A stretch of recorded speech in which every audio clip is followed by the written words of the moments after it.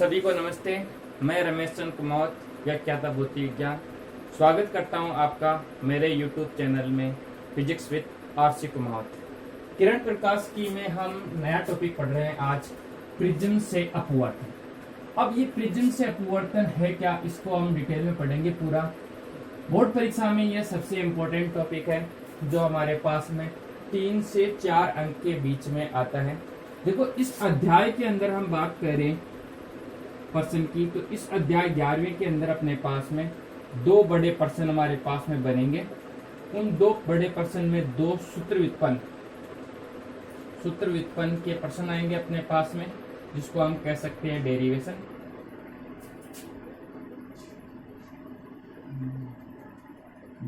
है। ये डेरिवेशन हमारे पास में काम आएंगे, इनको हमको हल करना है। इसमें से ये एक डेरिवेशन यानी 2 बड़े प्रश्न में से एक बड़े प्रश्न बनने की इसकी संभावना सबसे ज्यादा है। दूसरा अपने पास में पतले लेंस से अपवर्तन हो सकता है, या गोलीय पृष्ठ से अपवर्तन हो सकता है, या फिर दर्पण का समीकरण या सूत्र व्युत्पन्न करने का हो सकता है, या फिर एक अपने पास में बन सकता है सूक्ष्मदर्शी या दूरदर्शी में से एक, कोई भी एक। तो ये अपन सबसे इंपॉर्टेंट टॉपिक पढ़ रहे हैं। बहुत आसान है अगर अपन समझ के पढ़े तो, और अगर समझ में नहीं आए तो इसमें गलती होने की संभावना सबसे ज्यादा है। अब हम बात कर रहे हैं टॉपिक के बारे में, क्या होता है प्रिज्म। तो थोड़ा सा प्रिज्म के बारे में हम समझ लें कि हम जैसे गांव में जाते हैं या शहरों के अंदर हम देखें तो शहरों में क्या आता है कि जब अपने घर बनाते हैं तो उसकी ऊपरी मंजिल पर एक ऐसी झोपड़ी टाइप संरचना बनाते हैं। वो झोपड़ी, जो झोपड़ी होती है वो एक प्रकार की हमारे पास में प्रिज्म की आकृति होती है। प्रिज्म की आकृति यानी उस झोपड़ी की जो आकृति होती है दोस्तों हमारे पास में किसकी तरह होती है, एक प्रिज्म की तरह होती है। अब ये प्रिज्म बनता किसका है? प्रिज्म बनता है अपने पास में पारदर्शी कांच का। पारदर्शी कांच का बनता है जिसका अपवर्तनांक हम लेते हैं n2। इसके अंदर हमारे पास में 2 त्रिभुज होते हैं। ये 2 त्रिभुज, एक तो ये और एक ये। इस त्रिभुज को ए दे दे, इसको बी दे दे। इन दोनों त्रिभुजों को मिलाने वाली 3 भुजाओं, एक तो ये भुजा, इस भुजा से, नीचे की भुजा से मिलाने वाली 3 भुजाओं से 3 पृष्ठ बनते हैं।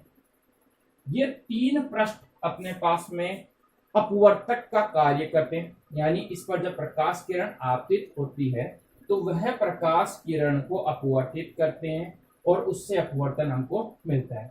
हमारा जो टॉपिक है आज का वो है प्रिज्म से अपवर्तन, यानी हमको प्रिज्म के बारे में पढ़ना था। तो प्रिज्म की आपको मैं बता दूं, प्रिज्म क्या होता है। यह इसकी आकृति बिल्कुल झोपड़ी जैसी होती है, जो एक पारदर्शी कांच की बनी होती है, जिसका अपवर्तनांक n2 होता है। यह एक सघन माध्यम होता है।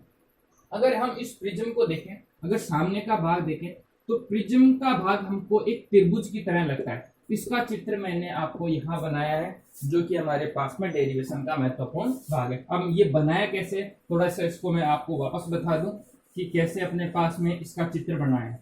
तो हम देखो दोस्तों, ये जो प्रिज्म है इसको हम देखें तो ये मान लो हमारे पास में इस प्रकार का एक प्रिज्म है, जिसका नामकरण दे दें हम ABC।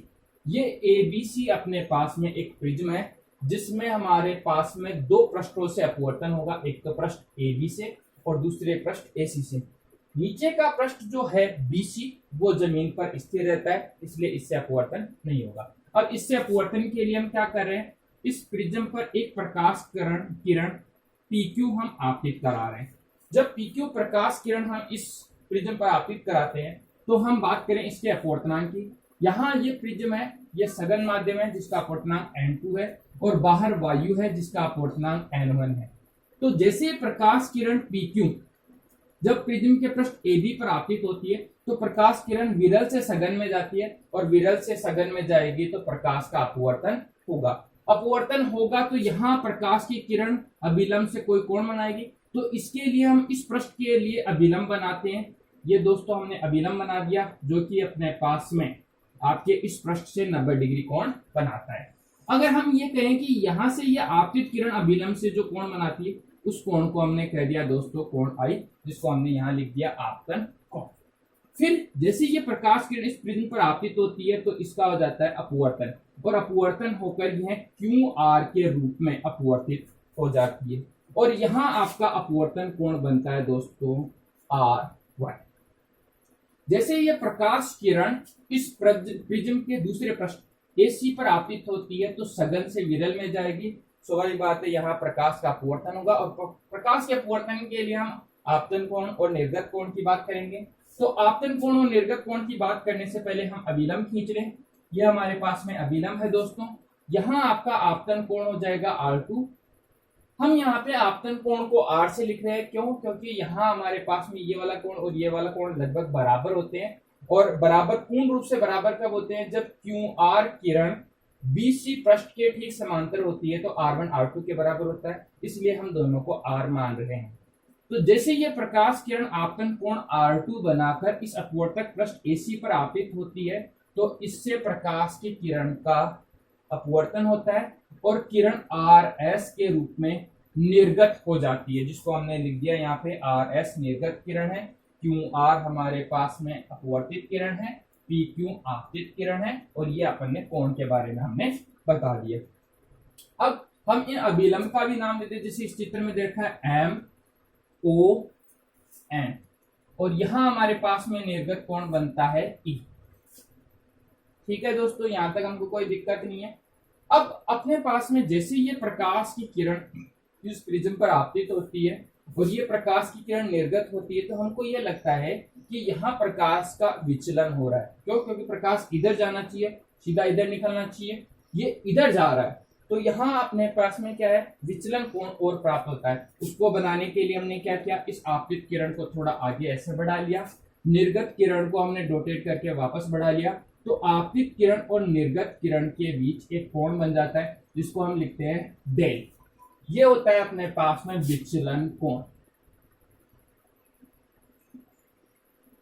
इस विचलन कोण का मान हमको ज्ञात करना है दोस्तों। तो हम यहाँ पे जो डेरिवेशन सोल्व करेंगे उसमें हमको करना क्या है? हमको विचलन कोण का मान ज्ञात करना है।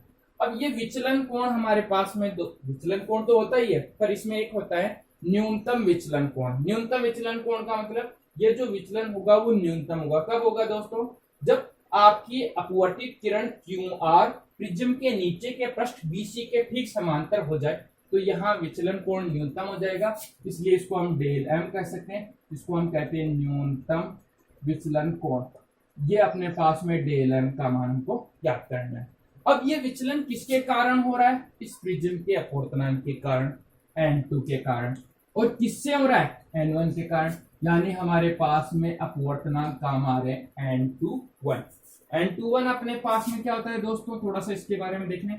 N21 अपने पास में अपेक्षिक अपवर्तनांक है जो होता है N2/N1, सघन माध्यम का अपवर्तनांक बटे विरल माध्यम का अपवर्तनांक। ये हमारे पास में आसान सा चित्र है। हमको यहाँ पे डेल का मान ज्ञात करना है, और डेल का मान ज्ञात करना है तो डेल अपने पास में देखो एक त्रिभुज के अंदर बन रहा है दोस्तों। डेल कोण क्या बन रहा है? अपने पास में एक त्रिभुज के अंदर बन रहा है दोस्तों। और इस त्रिभुज के अंदर जो कोण बन रहा है इसको अपन देखें दोस्तों, ये अपने पास में ऐसी आकृति है। इस आकृति में आप देखो, यहाँ मैं जूम करके बना रहा हूँ आपके, यहाँ ये डेल कोण बन रहा है। तो ये डेल कोण अपने पास में इन दोनों कोणों को नाम दे दिया हमने A और B। इन दोनों कोण A प्लस B के योग के बराबर होता है। इस डेल का मान हमको ज्ञात करना है और अपना डेरिवेशन सोल्व हो जाएगा। तो दोस्तों इस चित्र को मैं वापस मिटा रहा हूँ, ये सिर्फ समझने के लिए बनाया था। ये वाला चित्र अपन ने यहाँ पे बना रखा है, तो इसको मिटा दें। अब अपन देखो इसको आगे हल करें। अगर आपको इसका नोट्स वगैरह बनाना है तो साथ के साथ पेन कॉपी लेकर बैठ जाइए। जैसे जैसे अपने पास में काम होगा वैसे वैसे अपन इसके अंदर लिखते जाएंगे। सबसे पहला काम, वीडियो को रोक के स्क्रीनशॉट लेके आप इसका चित्र बना लीजिए कॉपी में। फिर उसके बाद में इसके अंदर लिखना क्या है वो चीज अपन देख लें। अब लिखना क्या है वो आपको मैं बता दूं। यहाँ क्या लिखेंगे हम? चित्रानुसार ABC एक प्रिज्म है जिस पर PQ किरण आपतन कोण I बनाते हुए आपतित होती है, और यह अभिलंब से R1 अपवर्तन कोण बनाती है और QR के रूप में अपवर्तित होती है। यह अपवर्तित किरण प्रिज्म के AC पृष्ठ पर आपतित होती है जो आपतन कोण R2 बनाकर RS निर्गत किरण के रूप में बाहर निकल जाती है, जिसका निर्गत कोण E होता है। फिर उसके बाद में आपको लाइन चेंज करके एक विचलन कोण की परिभाषा और देनी है। अब विचलन कोण की परिभाषा क्या देनी है उसको अपन लिखेंगे लाइन चेंज करके कि जब आपतित किरण PQ को आभासी आगे बढ़ा जाए तथा निर्गत किरण RS को आभासी आगे बढ़ाया जाए तो ये दोनों प्रकाश किरणें किसी एक बिंदु पर प्रतिच्छेद करती है। जिस बिंदु पर प्रतिच्छेद करती है वहां जो कोण बनता है उस कोण को हम कहते हैं न्यूनतम विचलन कोण, विचलन कोण। और अगर अपवर्तित किरण QR प्रिज्म के नीचे के पृष्ठ BC के ठीक समांतर हो तो यह विचलन कोण न्यूनतम विचलन कोण जिसको हम दोस्तों डेल M कहते हैं। ये इतना सा हमको लिखना है। अब लिखने के बाद में हमको दोस्तों डेरिवेशन सॉल्व करनी है। अब डेरिवेशन कैसे सॉल्व करनी है हमको ये तो पता लग गया कि डेरिवेशन में क्या क्या काम करना है। हमको यहाँ डेल M और N21 के बीच में संबंध लाना है। ये हमारा लास्ट का रिजल्ट मान आएगा। जो सूत्र हमको निकालना वो इन दोनों के बीच में होगा। इन दोनों के बीच में क्यों होगा क्योंकि यहाँ प्रकाश का विचलन हो रहा है तो डेल M की आवश्यकता होगी न्यूनतम विचलन के लिए। और प्रिज्म में क्या काम आ रहा है सघन माध्यम है, बाहर प्रकाश की किरण विरल से सघन में जा रही है तो एक अपवर्तनांक काम आ रहा है। तो इन दोनों के बीच में हमको सूत्र व्युत्पन्न करना है। अब कैसे करना है उसके बारे में थोड़ा सा देख ले। यहाँ प्रकाश की किरण का क्या हो रहा है दोस्तों अपवर्तन हो रहा है तो हमको क्या काम में लेना है अपवर्तन से काम स्टार्ट करना है। अपवर्तन में क्या है हमारे पास अपवर्तन का नियम काम मिलेंगे। अपवर्तन का नियम था दोस्तों हमारे पास sin I upon sin R। यानी हमको क्या करना है अपवर्तन के तो हमने 3 नियम पढ़े थे। पहला नियम पढ़ा था कि आपतन कोण कभी भी अपवर्तन कोण के बराबर नहीं होता है। एक ही परिस्थिति में बराबर होता है जब प्रकाश की किरण अभिलंबवत आपतित हो। दूसरी एक स्नेल का नियम है जो हमने यहाँ लिख दिया। पहला नियम यह है, दूसरा नियम यह है। तीसरा हम नियम ये कहते हैं कि आपका आपतित किरण अभिलंब और अपवर्तित किरण तीनों एक ही तल में होते हैं। तो सूत्र के रूप में तो सिर्फ यही नियम काम आ रहा है तो बाकी के नियम को हम छोड़ देंगे। जब अपवर्तन की बात करेंगे तो हम ये सूत्र काम में देंगे जिसको हम कहते हैं स्नेल का नियम। फिर इसमें अपने को क्या करना है यहाँ कोण I और R को हटाना है। क्यों क्योंकि यहाँ हमारे पास I और R से कोई लेना देना नहीं है। हमको तो यहाँ डेल से लेना देना है। यानी इसमें इन I और R की जगह हमको डेल M लाना है। बस ये काम करना है। सिंपल सा डेरिवेशन है। कैसे करना है वो काम करके अपन यहाँ पे डेरिवेशन सोल्व कर देंगे। तो अपन डेरिवेशन सोल्व करना स्टार्ट करते हैं। तो इसको मिटा दूं। अब काम करना स्टार्ट करते हैं दोस्तों। तो सबसे पहले हम क्या करेंगे यहाँ क्या हो रहा है प्रकाश का अपवर्तन हो रहा है। प्रकाश का अपवर्तन हो रहा है तो अपन लिखेंगे प्रिज्म से प्रकाश के अपवर्तन के लिए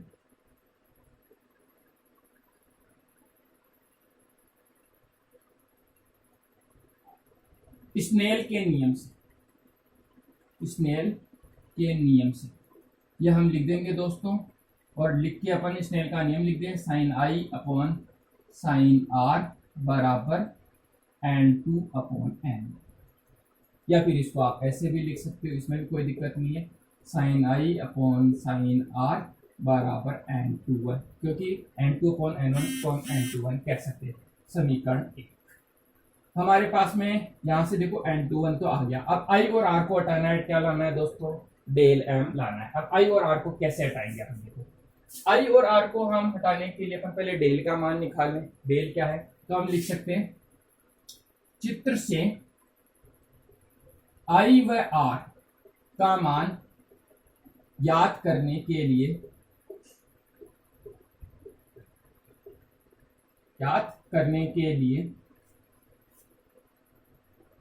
अब इनका मान ज्ञात करना हमको I और R का। I और R का मान ज्ञात करने के लिए हम क्या करें डेल को काम में लेंगे। और डेल का मान ज्ञात करने के लिए हम लिखेंगे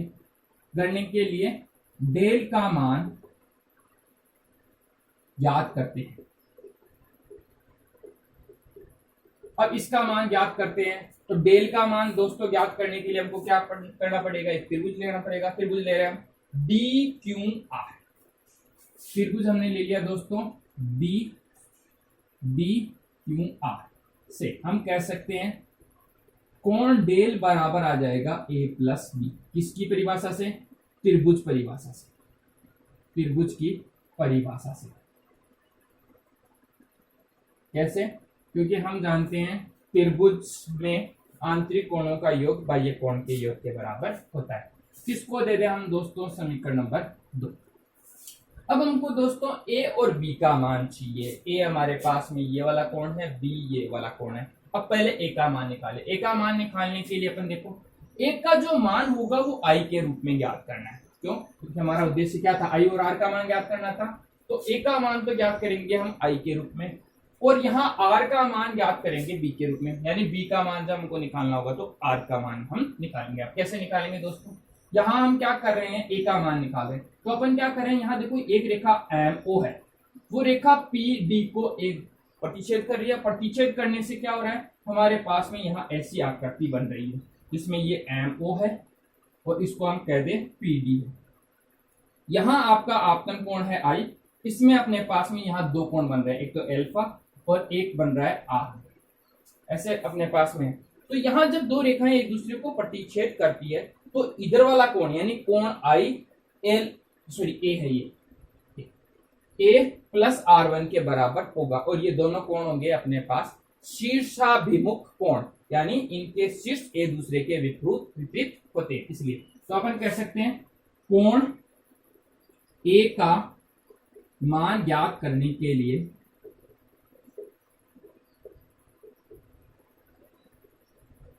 कोण ए का मान ज्ञात करने के लिए हम क्या करेंगे, यहाँ पे कोण ए का मान ज्ञात करना है दोस्तों। ए का मान ज्ञात करने के लिए हम क्या कर रहे हैं, यहाँ पे एक मिनट रुकना दोस्तों।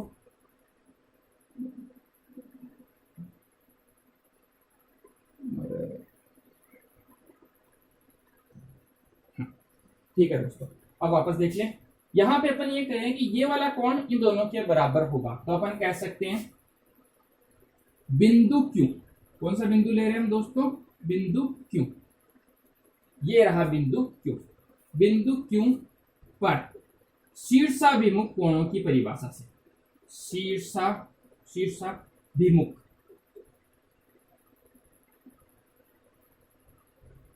कोण की परिभाषा से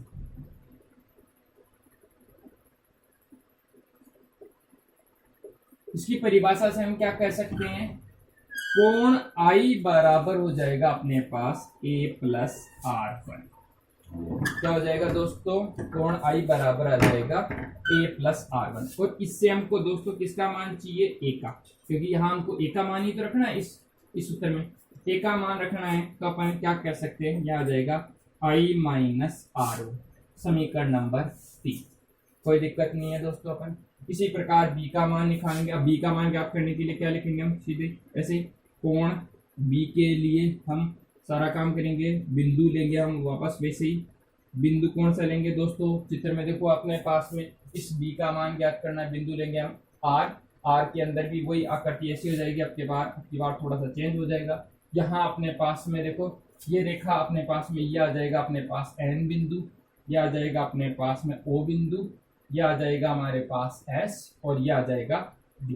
बिल्कुल ऐसे ये और इसके अंदर देखें हम तो ये यहाँ अपने पास में फिर दो कोण बन रहे हैं। एक तो बन रहा है अपने पास ऊपर B और नीचे की ओर बन रहा है R2। बाहर की ओर कोण बन रहा है E। यानी हम कह सकते हैं बिंदु R पर शीर्षाभिमुख कोण की परिभाषा से हम लिख सकते हैं यहाँ पे कोण E बराबर आ जाएगा B plus R2, B plus R2। और यहां से अगर हम b का मान निकालें तो b बराबर आ जाएगा e माइनस R2, समीकरण नंबर 4 आ जाएगा दोस्तों। हमको ज्यादा दिक्कत नहीं है। अब समीकरण 3 और 4 का मान किसमें रखेंगे हम, समीकरण 2 में। क्यों, क्योंकि हमको डेल का मान चाहिए।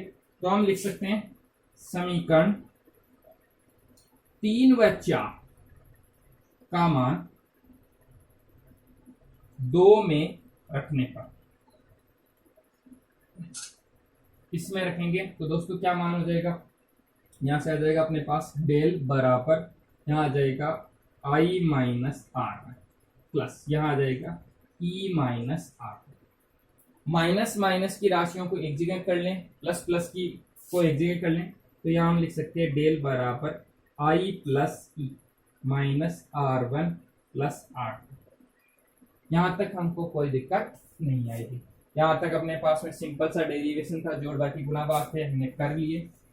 अब अपन देखिए फिजिक्स पार्ट की ओर आगे।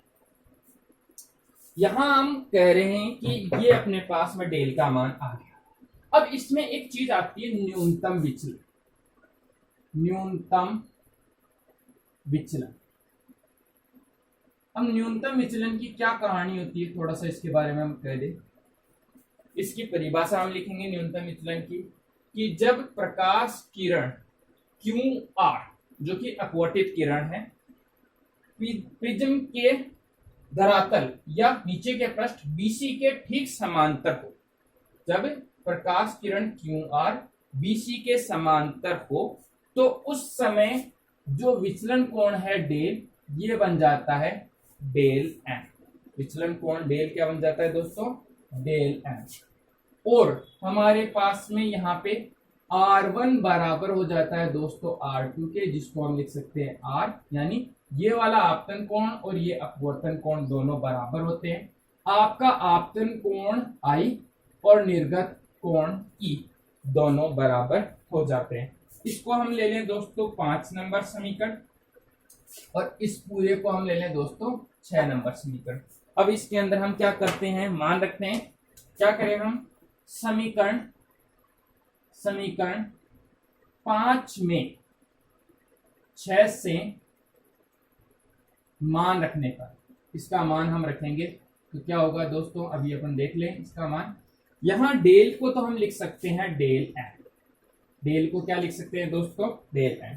यहां I को हम ऐसे कैसे रख लें, प्लस E को हम लिख रहे हैं I, माइनस यहां R1 R2 है, इस R1 R2 को मैं क्या लिख सकता हूं दोस्तों, R प्लस R।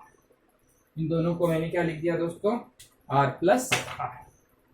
ये अपने पास मान आ जाता है, दोनों मात्रों की सही खत्म इसे यहां आ जाएगा ये R प्लस R।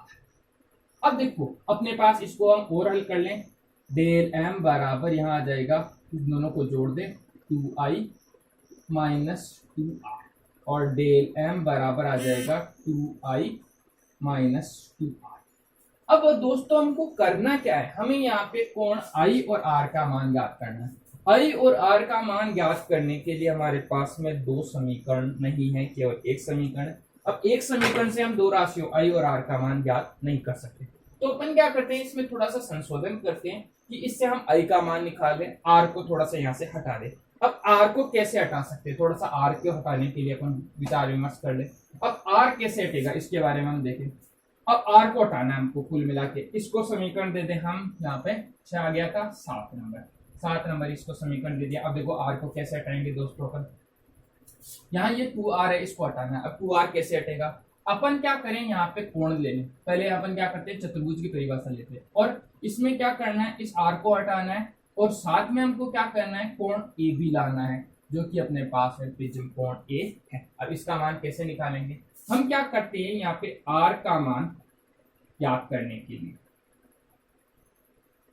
R का मान ज्ञात करने के लिए हम क्या कर रहे हैं, एक चतुर्भुज ले रहे हैं।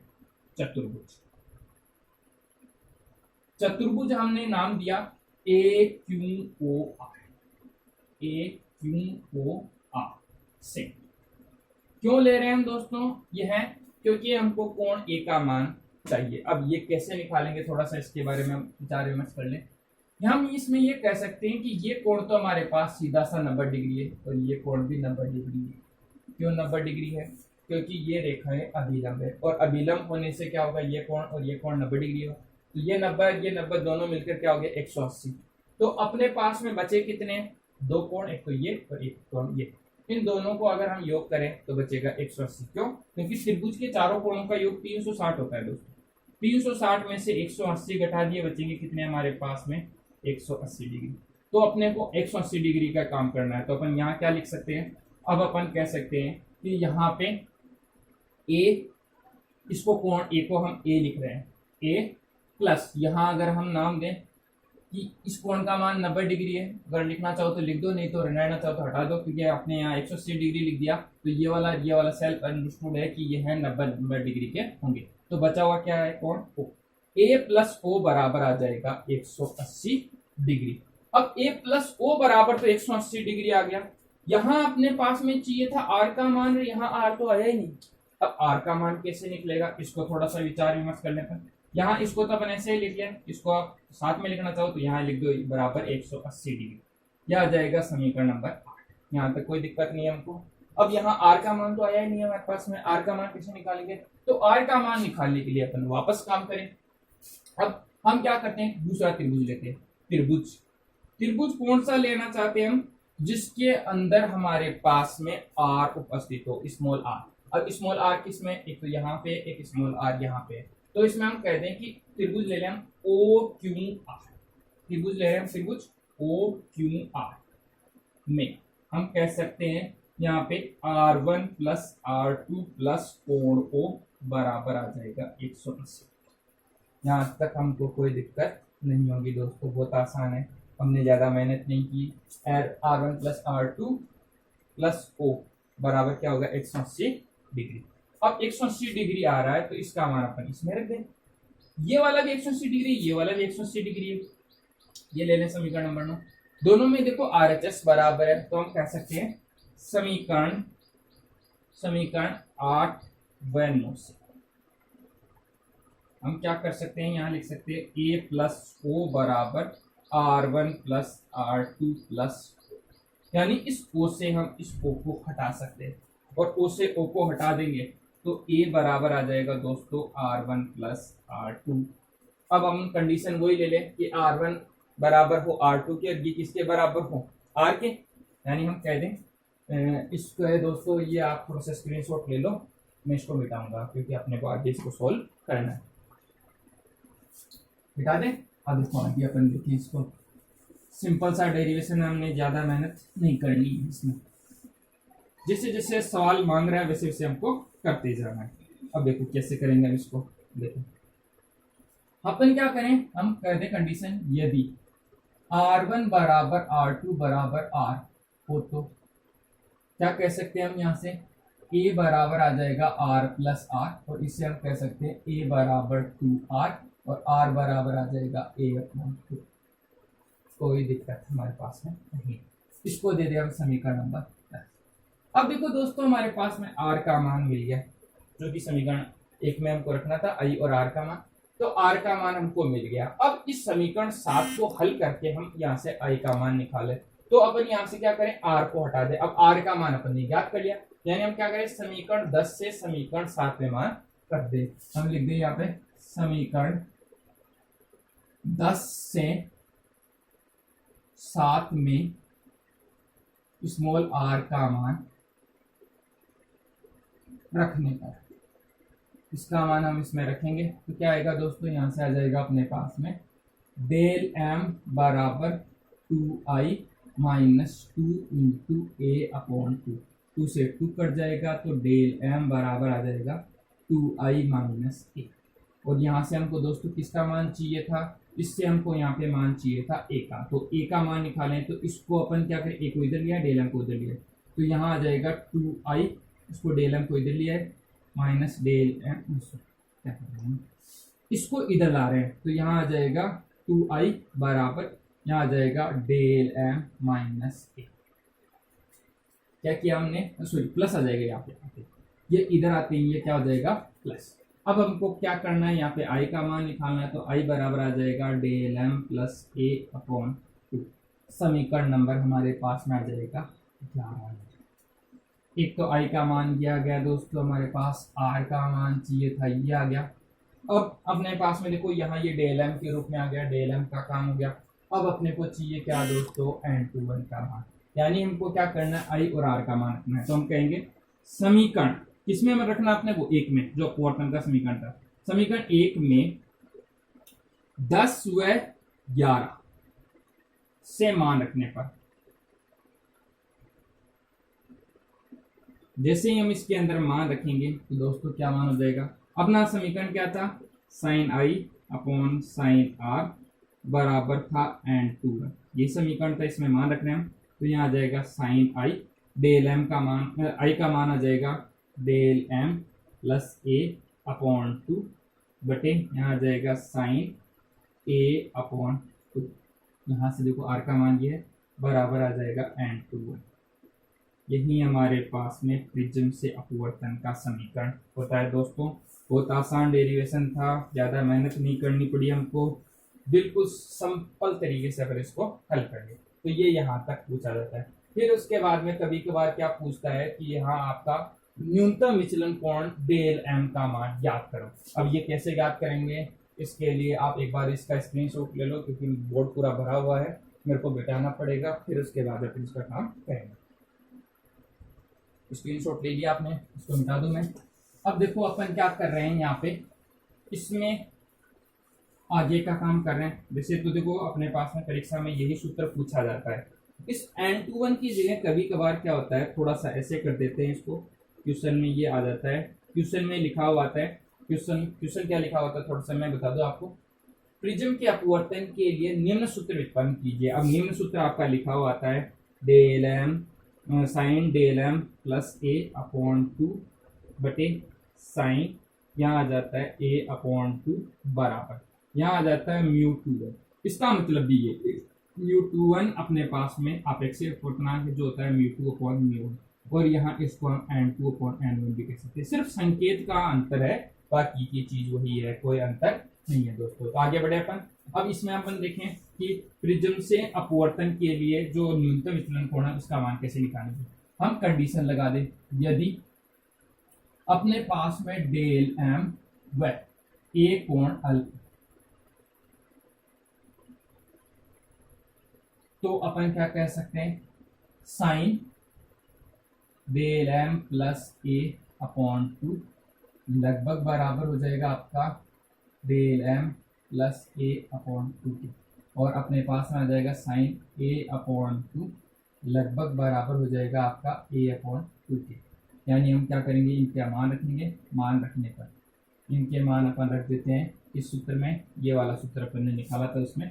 तो यहाँ आ जाएगा अपने पास में del M plus A upon 2 बटे ए अपॉन 2 बराबर n21, यही है अपने पास में। इसको अपन मिटा दें दोस्तों, करना कुछ ही नहीं है, 2 से 2 को काट दें, बचेगा क्या, del M plus A upon ए बराबर n21।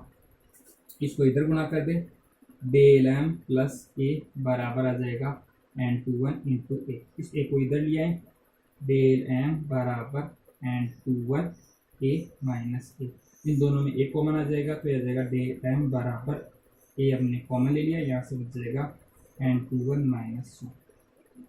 ये अपने पास है। अगर प्रिज्म का अपवर्तनांक ज्ञात करना हो, प्रिज्म कोण दे रखा हो और अपेक्षित अपवर्तनांक दे रखा हो, तो उसके लिए अपन ऐसे कर सकते हैं। यहाँ ये डेल है न्यूनतम विचलन कोण के रूप में मान पूछा है, ये अपने पास में सिंपल सा डेरिवेशन है। इसके साथ में कभी कभार एक छोटा सा भाग इसमें और पूछ लेता है, और